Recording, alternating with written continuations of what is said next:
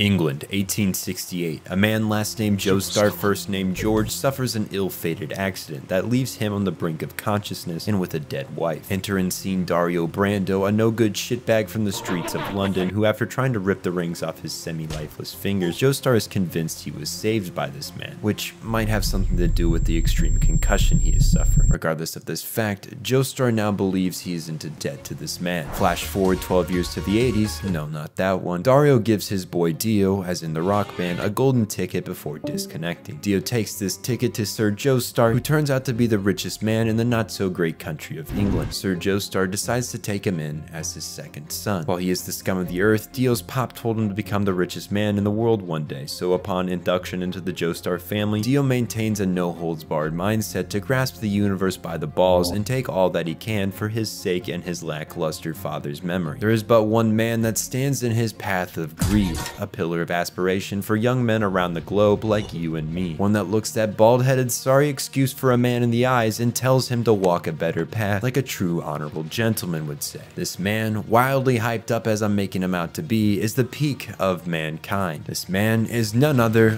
than Jonathan Joestar, the first to many generations of the JoJo mantle, but none that match his class. The meeting of these two opposites marks the beginning of the tale of Phantom Blood. As far as first impressions go, well, let's just say Dio really shows his true character. Due to the lack of brain power in the Joestar lineage, Dio easily convinced Sir Joestar and even JoJo himself, who was at the crime scene, that hitting the dog with a flying knee was an honest mistake. Following these character intros, it doesn't take all but 2 minutes for Dio to make JoJo's life a living hell. He quickly becomes Daddy Joestar's favorite, he publicly beats JoJo's ass, spreads wild rumors about him, and even kills his dog. And then, this one's pretty bad. He forcibly kisses this girl that likes JoJo. Obviously crossing the point of no return in the last couple, little JoJo challenges little Dio to a gentleman's bout of fisticuffs in the main hall. Johnny Boy's iron will overpowers Dio's street rat nature, but it appears that Dio has snuck a knife into this gentleman's bout. Just before Jonathan finds out what it's like being shanked, Sir Joestar sentences both boys to their room, the sole reason being that Jonathan was not enough of a gentleman since he was whipping Dio's ass while he was down and out. Realizing that he can't beat JoJo as he is now, Dio opts for a new approach, which I have taken upon myself to deem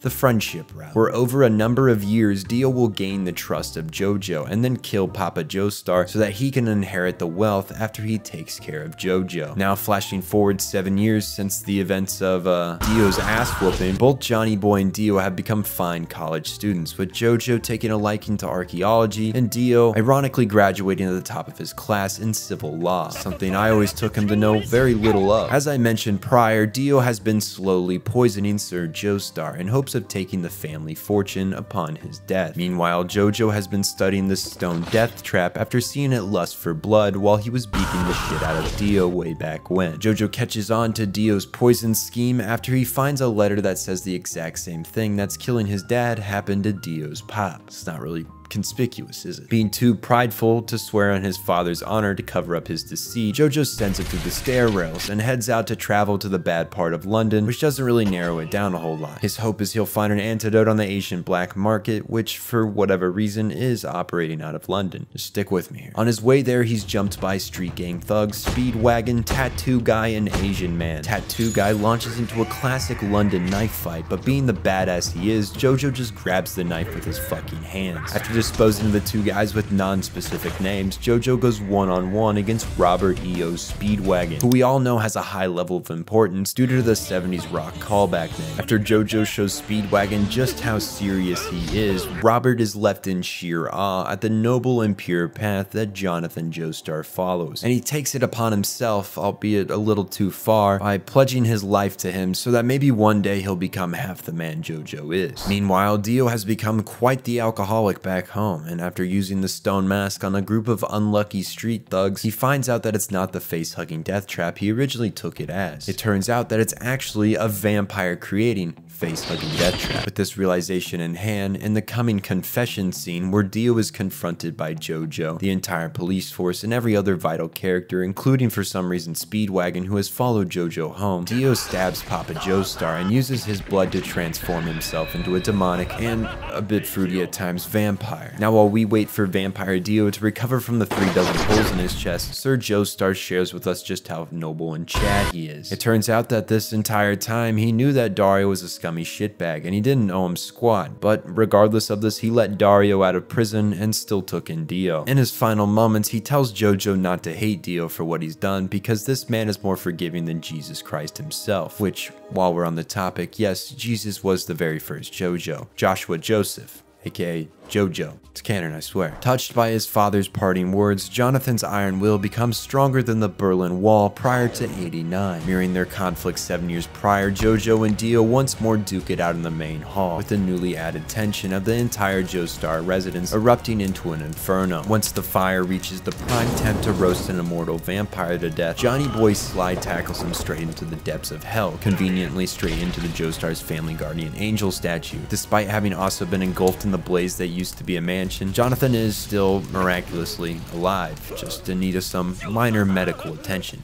Nothing too serious. Speedwagon picks up his male role model by his 22-inch biceps and takes him to the nearest hospital, where he's nursed back to health by none other than Elena, his longtime love interest. As the two rekindled their friendship and walked down the metaphorical road of hopes and dreams, it seems this fairy tale ending is not what lies in store for our noble strongman. Baron Will A. Zappelli of Led Zeppelin approaches Johnny Boy to show him the power of Haman, a strange breathing technique that most definitely derives from somewhere in East India that allows the user to channel a portion of their true strength. Zappelli recruits Jojo for a journey to destroy the zombie vampire making mass for good, and Dio along with it, who, yes, has not died yet by the way, despite being engulfed in flames while impaled on a massive stone spear. There is no doubt in my mind he is the most durable antagonist in all of fiction. Feel free to fact check that. Zappelli, Speedwagon, and Jojo set off to take on douchebag Vampire Mask Man, but first, Jojo must learn the ways of Haman. For a practice run, Johnny Boy is tasked with fighting Jack the Ripper while carefully holding his red wine during the scuffle, making sure not to spill a drop, just as a true gentleman would do. After sending Jack to the next plane of existence, the trio continues on their quest to kill the fruity vampire man, which leads them to a tiny lad not much later that they save from one of Dio's zombie boys. It turns out this little man has been brainwashed to lead them straight to a graveyard where weird vampire guy is awkwardly posing in anticipation for their arrival. Zappelli tries to end part 1 early, attempting to blast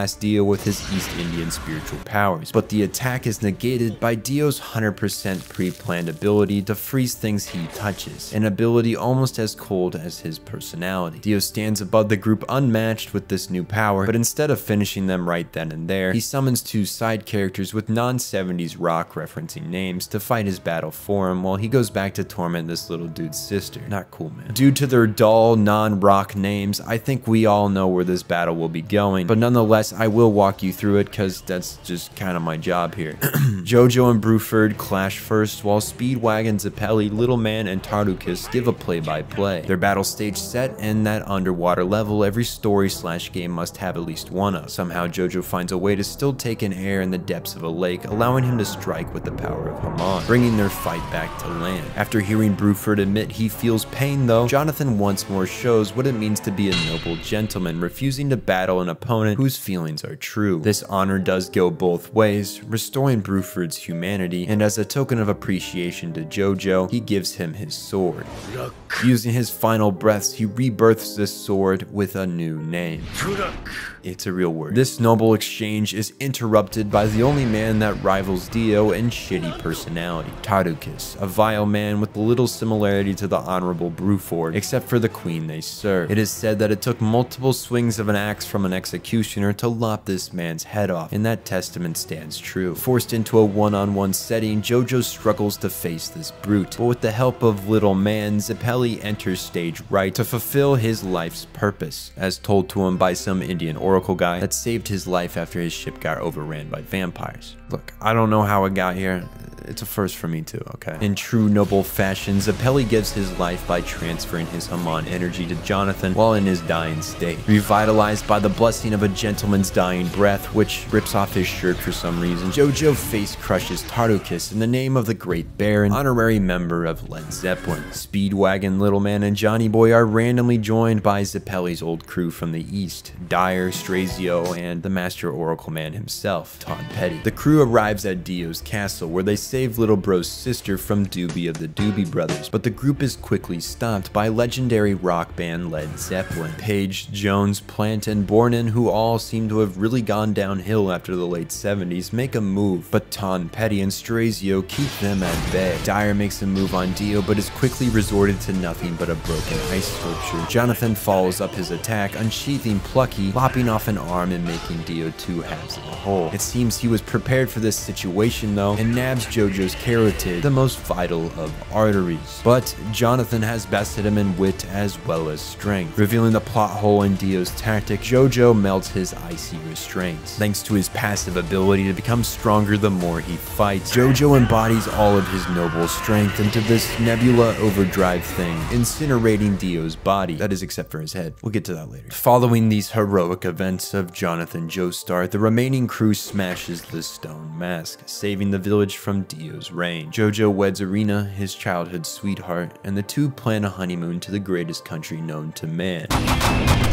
Speedwagon and Little Man see them off, giving them the best of wishes, but something seems off as a couple dudes load up a conspicuous chest that is not at all a red flag to us the viewers that something ain't right. Only about 5 minutes into their honeymoon, Dio reveals himself to not be dead for the 4th time in roughly 5 episodes. Now but only ahead, he uses the one ability he is still capable of, which coincidentally is also his most broken, and that being his laser eyes, severing 2 points of Jonathan's neck. Irina can only watch, incapable of doing anything helpful in this situation, but not to worry, Jonathan's body runs only on willpower and mental fortitude. He finds it in himself to stand against unbeatable odds in a vampire that may very well be in love with him. I'm not too sure at this point. Wang Chung, Dio's Asian lackey, does not heed his warnings of Johnny Boy's mental toughness, and JoJo puppeteers his body, sending it to block the steer shaft, overheating the engine, which will blow the boat sky high. As Dio bitches in the corner about still winning or something, JoJo and Irina share an emotional moment. JoJo tells her to save the child that somehow has managed to stay alive during all of this and flee to the great city of New York. At first she hesitates, not wanting to go to such an insufferable city and leave her hubby that's the pure embodiment of male ideals. But as Dio makes a final desperate attempt to take JoJo's body, Jonathan pushes her and the baby into a chest that we'll assume is flameproof and floatable. As JoJo holds his brother's decapitated head close to him, he breathes his final breaths, dying as the true, honest-to-God Webster Dictionary definition of a man. As we mourn the death of our hero and definitive male role model, Irina mourns the loss of her husband and the overbearing weight of raising a child in the city equivalent to hell. And it's with that the Joestar lineage lives on, destined one day for great things. Things you will most likely be hearing about soon, as there's still 8 more parts to go. Up next is Joseph Joestar and the Wretched Pillar Men. I'll see you then. Check Patreon. Johnny.